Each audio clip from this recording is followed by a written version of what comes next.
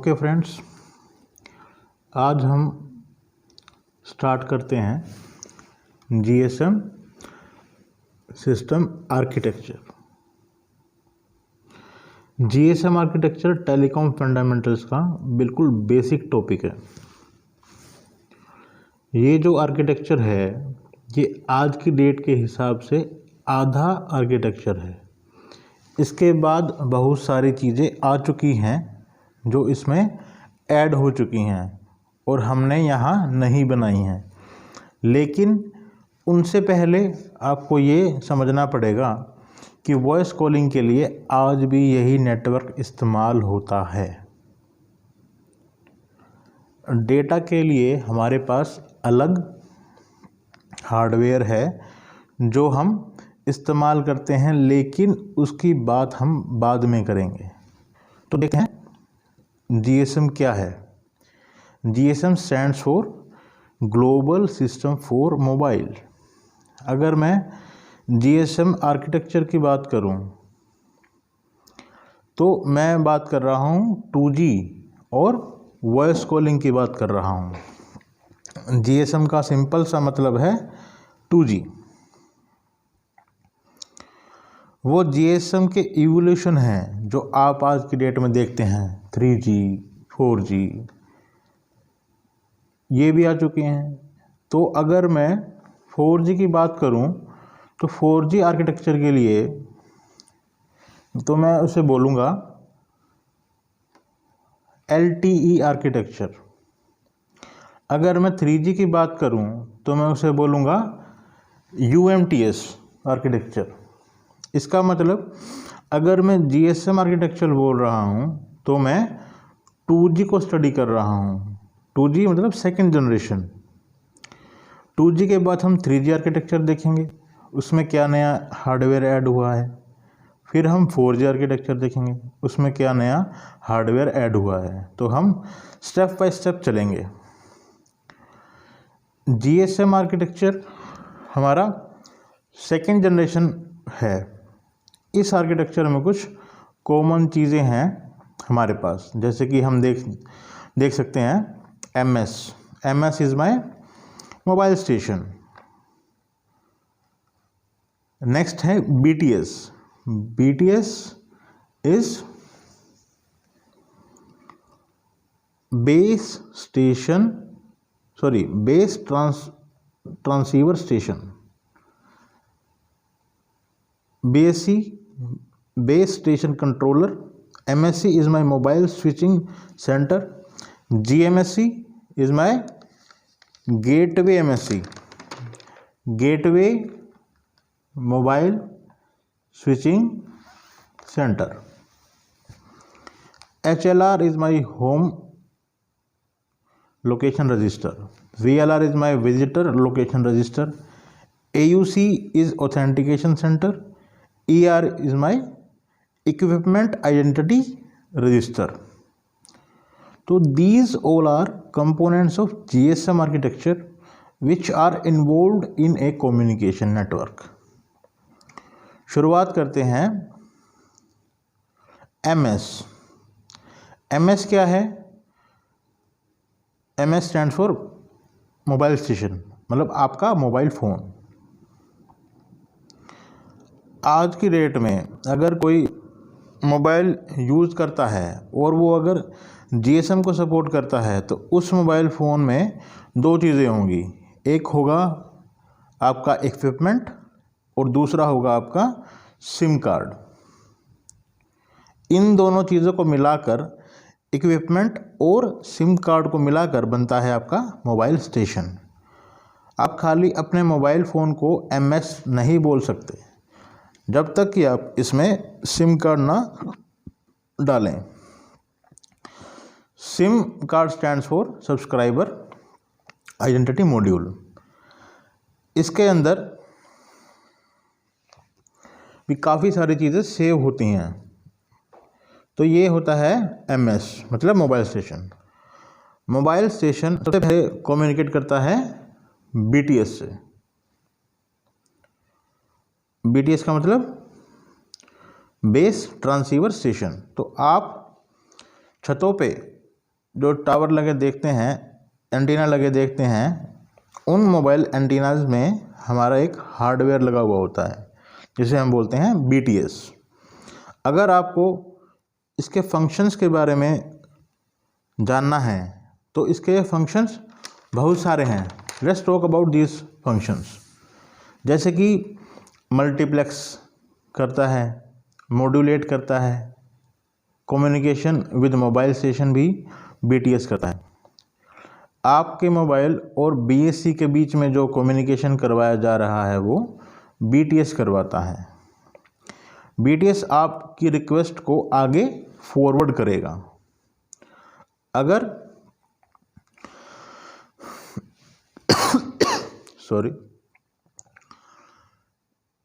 मैं इसके फंक्शंस की बात करूं तो ये क्या क्या करता है, तो ये एनक्रिप्ट करता है, ये एनकोड करता है, मॉड्यूलेशन भी यही होता है, ये फ्रिक्वेंसी होपिंग में भी हेल्प करता है। फ्रिक्वेंसी होपिंग भी BTS से ही इनिशिएट होती हैं। इसके बाद BTS आपकी रिक्वेस्ट फॉरवर्ड करता है BSC को। BTS हमारा होता है बेस ट्रांसीवर स्टेशन। इसके बाद हम बात करेंगे BSC की। BSC क्या है? हमारा बेस स्टेशन कंट्रोलर। BSC क्या करेगा? ये करेगा कि जितने भी हमारे बेस स्टेशन लगे हुए हैं एक एरिया में, एक सिटी में, उन सभी को कंट्रोल करने का काम करेगा BSC। BSC का मेन काम है सभी BTS को कंट्रोल करके रखना। एक काम और है इसका, वो है हैंडओवर कराना। BTS में जो हैंडओवर होता है वो आपका BSC की हेल्प से होता है। इसके अलावा एक इम्पोर्टेंट काम और है इसका, वो है रेडियो रिसोर्सेज को मैनेज करना। It manages radio resources.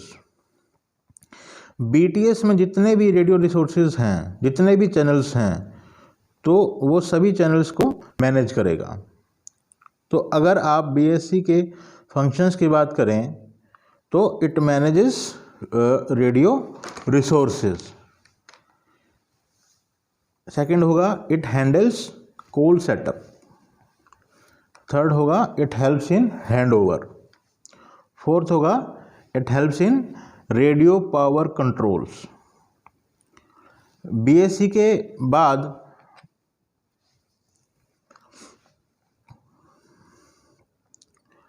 Base station controller के बाद आपको जो सिग्नल है वो फॉरवर्ड किया जाता है MSC को।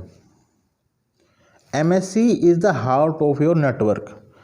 आपकी कॉल अगर MSC तक नहीं जाती है, अगर मोबाइल स्टेशन से किसी ने कॉल की तो वो कॉल अगर MSC तक नहीं पहुंचती है तो वो कॉल कभी कनेक्ट नहीं हो पाएगी। MSC का मेन फंक्शन होता है कॉल सेटअप करना, कॉल राउटिंग करना, चैनल को एलोकेट करना, और बिलिंग भी इसी के अंदर ही होती है।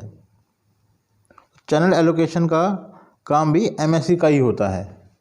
अगर आप एक मोबाइल से दूसरे मोबाइल तक आपकी कॉल तभी जाएगी तब जब MSC उसे भेजेगा।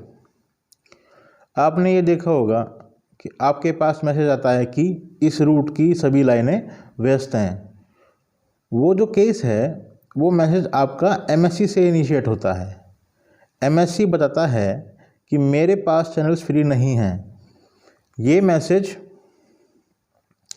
BSC से भी इनिशिएट हो सकता है, क्योंकि उस केस में अगर BSC को अगर इन्फॉर्मेशन है कि मेरे सारे चैनल्स बिजी हैं तो BSC आपको रिवर्ट बैक कर सकता है। तो आपने किसी को कॉल किया और आपको मैसेज आता है कि ये व्यक्ति दूसरी कॉल पे है, तो उस केस में MSC वहाँ इनिशिएट करेगा जिसको आपने कॉल किया। फॉर एग्ज़ाम्पल MSC किसी और BSC से जुड़ा हुआ है और वो आगे किसी BTS से जुड़ा हुआ है और वो BTS किसी मोबाइल स्टेशन से जुड़ा हुआ है। तो ये बंदा बात कर रहा है किसी और बंदे के साथ, उस केस में MSC को रिप्लाई आएगा कि यूज़र बिजी है। MSC आपको डिफ़ॉल्ट मैसेज भेजेगा यूज़र इज़ बिजी, तो वो आपका MSC से मिलता है। आप कॉलर ट्यून लगवाते हो, नए नए गाने लगवाते हो, वो भी MSC में ही स्टोर होते हैं। दूसरे यूज़र ने वो कॉलर ट्यून सेट की है तो वो आपको सुनाई देगी, आपको बेल सुनाई नहीं देगी, आपको वो गाना सुनाई देगा जो उसने सेट किया है। तो MSC के बहुत सारे काम हैं। रजिस्ट्रेशन में भी काम आता है, लोकेशंस को अपडेट करने के काम आता है। मैं सपोज़ अगर दिल्ली में हूँ, अब मैं दिल्ली से थोड़ी दूर चला जाऊँ, सपोज़ मैं जयपुर चला गया, अब मेरे को मेरे किसी फ्रेंड ने कॉल किया, तो मेरे मोबाइल को कैसे पता कि ये बंदा जयपुर में है? मेरे पास जयपुर कॉल क्यों आ रहा है, तो कैसे पता लगता है मैं जयपुर में हूँ? ऐसा क्या है इस नेटवर्क के अंदर? लोकेशन अपडेट होता है आपका कॉन्टीन्यूसली लोकेशन अपडेट होता है आपका। आप 15 मिनट पहले कहाँ थे, आप अभी प्रेजेंट में कहाँ हो, आप 2 घंटे पहले कहाँ थे, ये पूरा डेटा हमारे पास होता है। तो वो जो लोकेशन अपडेट होता है वो आपका MSC के थ्रू ही होता है। HLR ये आपकी लोकेशन अपडेट करता है, ये एक MSC का कंपोनेंट है। HLR stands for home location register. HLR and VLR दोनों में ही मेरी लोकेशन अपडेट होती है। VLR stands for visitor location register. तो अब पहले कंपोनेंट्स की बात कर लेते हैं। जनरली बुक्स में 4 कंपोनेंट्स दिखाए जाते हैं। ये जो आपका VLR है, आज की डेट में ये कंपोनेंट अलग नहीं है MSC में, अब ये MSC के इनबिल्ट हो चुका है। अगर आप AUC की बात करें तो ये भी HLR के अंदर बिल्ट हो चुका है, इनबिल्ट हो चुका है। एक ही हार्डवेयर में ये दोनों चीज़ें होती हैं, बट इनकी फंक्शनिंग अलग अलग है, इसीलिए हम इन्हें अलग अलग लिख रहे हैं। EIR ये आपका एक अलग हार्डवेयर है, आप चाहें तो नेटवर्क में डिप्लॉय कर सकते हैं, चाहे तो दूसरा सर्किट से भी आप ले सकते हैं। किसी दूसरे सर्किट में आपने लगा दिया तो वहीं से हैंडल हो जाता है। ज़रूरी नहीं कि आप EIR हर नेटवर्क में हर जगह लगाओ, क्योंकि इसमें आपका IMEI नंबर होता है। पहले डिस्कस करते हैं HLR। HLR में आपकी क्या क्या खासियत होती हैं, HLR में क्या क्या सेव होता है। So let's discuss HLR first. HLR में जो इम्पोर्टेंट चीज़ें हैं वो है आपका IMSI नंबर, IMSI नंबर जो HLR में सेव होता है। इसके अलावा MSISDN नंबर सेव होता है, ये आपका मोबाइल नंबर है। वो मोबाइल नंबर को ही MSISDN बोलते हैं टेलीकॉम में। इसके अलावा इसमें सेव होता है आपका सप्लीमेंट्री सर्विसेज, आपकी कॉल वेटिंग, कॉल बेयरिंग, ये सभी आपकी क्या हैं, सप्लीमेंट्री सर्विसेज। इस तरह की जो सर्विसेज हैं वो सभी HLR से मिलती हैं। एक कॉन्फ्रेंस कॉल का भी फीचर HLR का ही होता है। इन सब सर्विसेज को HLR कंट्रोल करता है, ये सारी सर्विसेज HLR में अपडेट रहती हैं। इसके बाद सब्सक्राइबर स्टेटस, मतलब रजिस्टर्ड है या अनरजिस्टर्ड है, ये भी यहाँ HLR में सेव रहेगा। HLR एक परमानेंट लोकेशन मेमोरी है, जहाँ पे आपका डेटा परमानेंटली सेव रहता है। आपका नाम क्या है, आपका एड्रेस क्या है। आप जब सिम कार्ड खरीदते हो तो आप ID प्रूफ देखते हो, वो डेटा यहाँ HLR में सेव होता है परमानेंटली। सब्सक्राइबर का स्टेटस क्या है, वो रजिस्टर्ड है या फिर अनरजिस्टर्ड है, ये सब HLR को मालूम होता है। अगर कोई कस्टमर को नंबर बंद हो गया है तो वो इसको पता रहेगा, तो वो अनरजिस्टर्ड में सेव रहेगा। सारी डिटेल्स इसके पास होंगी। इसके अलावा HLR का जो मेन फंक्शन वो है ऑथेंटिकेशन की। ऑथेंटिकेशन के भी मुझे कैसे पता लगेगा कि मेरा जो कस्टमर है वो जेन्युइन है या नहीं। तो जब कोई भी कस्टमर कॉल करेगा तो MSC ये चेक करेगा कि क्या ये मेरा ऑथेंटिक कस्टमर है, तो उसको मेरा एक ऑथेंटिक प्रोसेस हो। ये सारे फीचर्स हैं मेरे HLR के।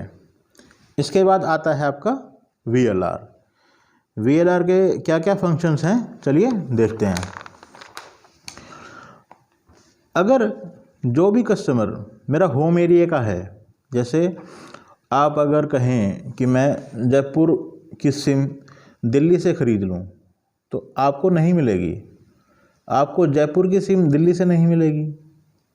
आप अगर कोई सिम जयपुर से ख़रीदते हैं तो आपको वो सिम जयपुर सर्कल से ही मिलेगी। अगर आप जयपुर से दिल्ली आ गए तो आपको आपकी रोमिंग लगेगी। ऐसे ही आप दिल्ली से जयपुर की सिम नहीं खरीद सकते।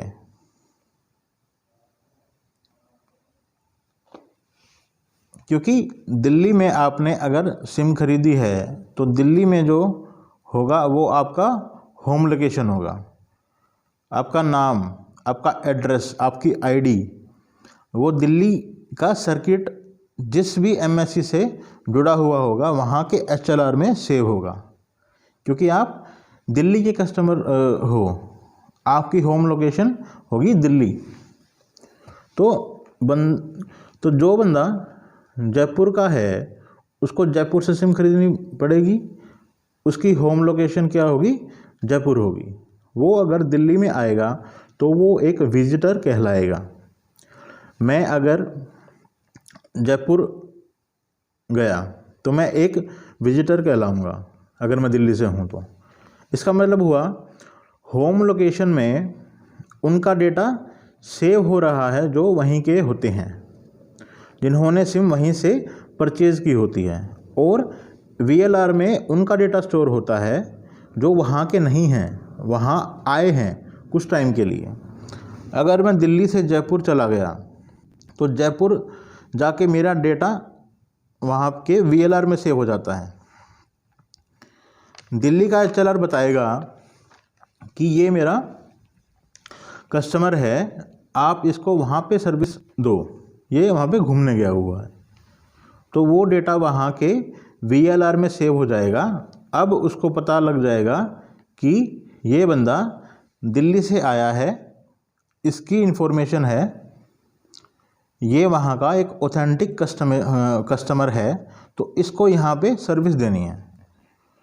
तो जो मेन डिफरेंस है होम लोकेशन और विजिटर लोकेशन का वो ये है कि आपके होम लोकेशन में सपोज़ अगर 10 लाख कस्टमर हैं, दिल्ली में जियो के या एयरटेल के 10 लाख कस्टमर का डेटा सेव होगा HLR में। और अगर पंजाब से, हरियाणा से, हिमाचल से अगर 50,000 लोग दिल्ली में इस टाइम हैं, वो जियो का नेटवर्क यूज़ कर रहे हैं, तो वो वहाँ के जियो कस्टमर हैं या फिर किसी दूसरे ऑपरेटर के हैं जिनका टाई अप हो रखा है यहाँ पे। तो उस केस में इन 50,000 कस्टमर का डेटा दिल्ली के अंदर है, क्योंकि वो दिल्ली में है, दिल्ली के नेटवर्क में है। वो 50,000 कस्टमर जो विजिटर्स हैं उनका डेटा सेव होगा VLR में। तो अब देखेंगे functions of VLR। First function है TMSI एलोकेट करने का। TMSI stands for temporary mobile network subscriber identity. इसके अलावा VLR करता है LAI मतलब लोकेशन एरिया आइडेंटिफिकेशन, मतलब आपकी करंट लोकेशन क्या है, तो आपकी VLR में सेव रहती है।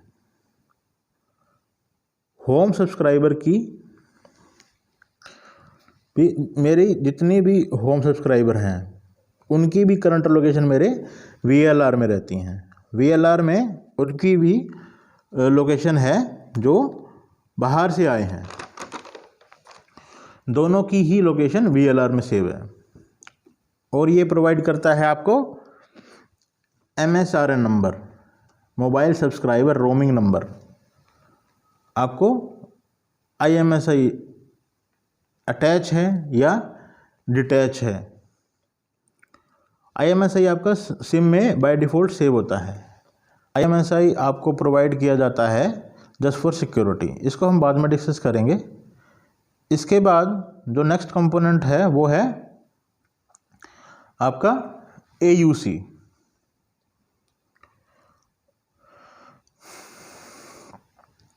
इसके फीचर्स देखते हैं। ये आपकी 3 कीज़ होती हैं, KI, KC एंड रैंडम। ये 3 की आपको प्रोवाइड करवाता है AUC, ऑथेंटिकेशन सेक्टर। और इसके अलावा एल्गोरिदम ये जो इस्तेमाल करता है वो करता है A3 एंड A8। ये 2 एल्गोरिदम ये इस्तेमाल करता है। इन 2 एल्गोरिदम का इस्तेमाल करके ये ऑथेंटिकेट करवाता है कि ये वही कस्टमर है जो मेरे पास सेव है या फिर कोई और है। तो ये इस तरीके से ऑथेंटिकेशन कराने के काम आता है। ये वेरीफाई करता है कि whether my customer is authentic और नॉट। तो इसके लिए ऑथेंटिकेशन सेंटर का इस्तेमाल किया जाता है। इसमें जो KI होता है वो हर कस्टमर का यूनिक होता है। तो ऑथेंटिकेशन सेंटर इसको सेव करता है और A3 एंड A8 ये एल्गोरिदम भी इसमें सेव रहता है सो दैट ये ऑथेंटिकेशन करवा सके। इसके बाद देखते हैं हम EIR। EIR stands for equipment identity register. EIR में आपके पास 3 तरह की लिस्ट होती है, white list, grey list and black list. अगर आप ऑथेंटिक कस्टमर हैं, आपने अपना मोबाइल बाज़ार से ख़रीदा है, तो आपका फ़ोन वाइट लिस्ट में कंसिडर होगा। EIR में वो कस्टमर का IMEI नंबर सेव होगा, वो जो मेरा ऑथेंटिक कस्टमर है, जिनकी कहीं कंप्लेन नहीं हुई है चोरी होने की। अगर आपका फ़ोन चोरी हो जाता है और आप उसकी FIR कराते हो तो वो फ़ोन आपका सर्विलेंस पे रखा जा सकता है। वो चेक करेंगे कि आप वो कहीं और इस्तेमाल हो रहा है, तो वो सारे IMEI नंबर जो चोरी हैं हो रखे हैं और ढूंढे जा रहे हैं कहीं पे, तो अभी तक नहीं मिले हैं और सर्च किए जा रहे हैं, उन सभी लिस्ट को होती है ग्रे लिस्ट में। वो सभी फ़ोन जो ढूंढे जा रहे हैं और वो सारे फ़ोन नंबर जो नहीं मिल रहे, जो चोरी हो चुके हैं और आप उन्हें ब्लैकलिस्ट करना चाहते हैं, मतलब वो चल ना पाए, वो नंबर बंद हो जाए। अगर किसी के पास हो तो वो मेरा IMEI नंबर यूज़ ना कर पाए, तो उसको ब्लैकलिस्ट आप कर देते हैं। तो उसको ऑपरेटर में, जिस ऑपरेटर में EIR उसको ब्लैकलिस्ट किया हुआ है, उस पर वो कभी भी ऑथेंटिकेट नहीं हो पाएगा। वो उसमें दिखा देगा कि सिम कार्ड रिजेक्टेड या फिर हार्डवेयर नॉट सपोर्टेड, वो आपका नहीं चलेगा। अगर आपका IMEI नंबर ब्लैकलिस्ट हो गया है तो वो नेटवर्क पे चलेगा ही नहीं। अगर ग्रे लिस्ट है तो वो चलेगा, लेकिन इन्फॉर्मेशन मिल जाएगी कि सब्सक्राइबर यहाँ है और ये फ़ोन इस समय यहाँ चल रहा है, तो उसको हम ट्रेस कर सकते हैं, उसको हम ट्रैक कर सकते हैं। तो उसके लिए ग्रे लिस्ट का यूज़ होता है। अब हम देखते हैं GMSC। GMSC क्या होता है? Gateway MSC। अगर आप अपने सर्कल से बाहर आते हैं या फिर आप दूसरे नेटवर्क पे कम्युनिकेट करना चाहते हो, अगर दिल्ली सर्कल का बंदा जयपुर सर्कल में किसी बंदे से बात करना चाहे या जियो का कस्टमर दिल्ली का ही एयरटेल के दिल्ली के कस्टमर से बात करना चाहे, दोनों केसेस में आप यूज़ करेंगे गेटवे MSC। तो GMSC का यूज़ कब होगा? जब मैं अपने नेटवर्क से बात ना करके किसी दूसरे नेटवर्क से बात करना चाहता हूँ, या फिर अपने सर्कल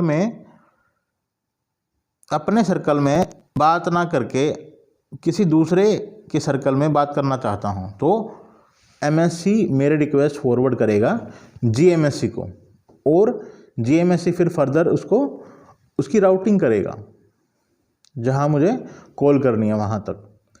तो ये मेरा पूरा GSM आर्किटेक्चर था। आई होप आपको पूरा समझ आ गया होगा। जो भी आपके डाउट्स हैं वो आप कमेंट्स में डिस्कस कर सकते हैं। Thank you so much.